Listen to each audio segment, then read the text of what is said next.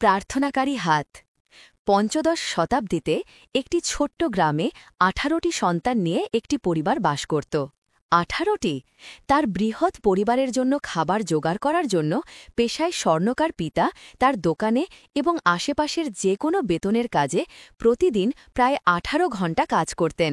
তাদের আপাতদৃষ্টিতে হতাশাজনক অবস্থা সত্ত্বেও বড় দুই সন্তানের একটি স্বপ্ন ছিল।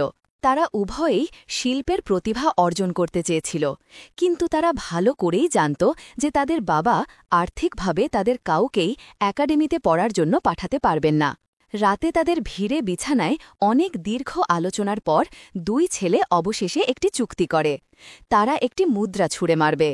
পরাজিত ব্যক্তি নিকটবর্তী খনিতে যাবে এবং তার উপার্জন দিয়ে তার ভাইকে একাডেমিতে পড়ার সময় সহায়তা করবে। টসে বিজয়ী প্রথমে একাডেমিতে উপস্থিত হবে এবং তার পড়াশোনা শেষ করবে।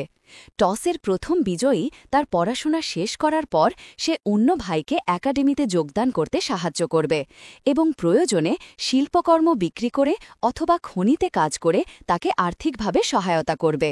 সকালে পরে তারা একটি মুদ্রা ছুঁড়ে মারে। টস জিতে ভাইদের একজন আলব্রেখট ডুরার নুরেমবার্গ চলে যান। অন্য ভাই অ্যালবার্ট খনিতে কাজ করতে যান এবং পরবর্তী ৪ বছর ধরে তার ভাইকে অর্থায়ন করেন, যার একাডেমিতে কাজ প্রায় তাৎক্ষণিকভাবে আলোড়ন সৃষ্টি করে। আলব্রেখটের খোদাই, কাঠের খোদাই এবং তেল তার বেশিরভাগ অধ্যাপকের চেয়ে অনেক ভালো ছিল। স্নাতক হওয়ার সময় তিনি তার কমিশনকৃত কাজের জন্য যথেষ্ট পারিশ্রমিক দিতে শুরু করেছিলেন। তরুণ শিল্পী যখন তার গ্রামে ফিরে আসেন, তখন ডুরার পরিবার আলব্রেখটের বিজয়ী স্বদেশ প্রত্যাবর্তন উদযাপনের জন্য তাদের লনে একটি উৎসবমুখর নৈশভোজের আয়োজন করে। সঙ্গীত এবং হাসিতে মুখরিত দীর্ঘ এবং স্মরণীয় খাবারের পর আলব্রেখট টেবিলের মাথার উপর তার সম্মানিত অবস্থান থেকে উঠে তার প্রিয় ভাইয়ের প্রতি শ্রদ্ধা জানাতে গেলেন, যে ত্যাগের কারণে আলব্রেখট তার উচ্চাকাঙ্ক্ষা পূরণ করতে সক্ষম হয়েছিলেন। তার শেষ কথা ছিল, আর এখন আলবার্ট, আমার ধন্য ভাই, এখন তোমার পালা। এখন তুমি তোমার স্বপ্ন পূরণের জন্য নুরেমবার্গ যেতে পারো এবং আমি তোমার যত্ন নেব। সকলের মাথা অধীর আগ্রহে টেবিলের শেষ প্রান্তে ঘুরে গেল, যেখানে আলবার্ট বসেছিলেন। তার ফ্যাকাশে মুখ বেয়ে অশ্রু ঝরছিল। কাঁদতে কাঁদতে তার নিচু মাথাটি এদিক ওদিক নাড়ছিল। অবশেষে আলবার্ট উঠে তার গাল থেকে অশ্রু মুছে ফেললেন।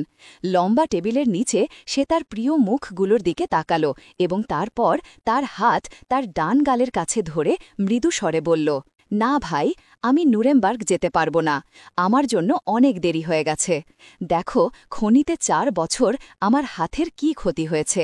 প্রতিটি আঙুলের হাড় অন্তত একবার ভেঙে গেছে এবং সম্প্রতি আমার ডান হাতে আমি এতটাই বাতের সমস্যায় ভুগছি যে আমি তোমার টোস্ট ফেরত দেওয়ার জন্য একটি গ্লাসও ধরতে পারছি না। কলম বা ব্রাশ দিয়ে পার্চমেন্ট বা ক্যানভাসে সূক্ষ্ম রেখা তৈরি করা তো দূরের কথা। আমার ভাই, আমার জন্য অনেক দেরি হয়ে গেছে। ৪৫০ বছরেরও বেশি সময় কেটে গেছে। এখন পর্যন্ত আলব্রেখট ডুরারের শত শত দুর্দান্ত প্রতিকৃতি, কলম এবং রূপালী বিন্দুর স্কেচ, জলরং, কাঠকয়লা, কাঠের খোদাই এবং তামার খোদাই বিশ্বের প্রতিটি বড় জাদুঘরে ঝুলছে। তবে সম্ভাবনা খুবই বেশি যে আপনি বেশিরভাগ মানুষের মতো আলব্রেখটের কাজের মধ্যে কেবল একটির সাথে পরিচিত।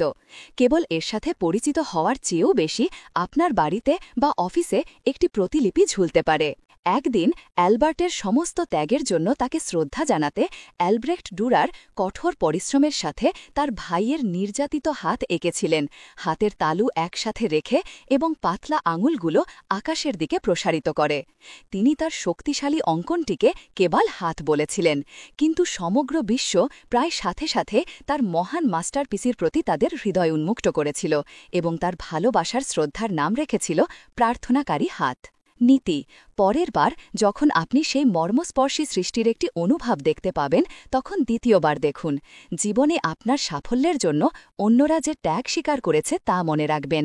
সর্বদা তাদের সম্মান করুন এবং তাদের যত্ন নিন, কারণ তারা নিজের জন্য যা পড়তে পারতেন তারা আপনার সুখের জন্যই তা করেছিল।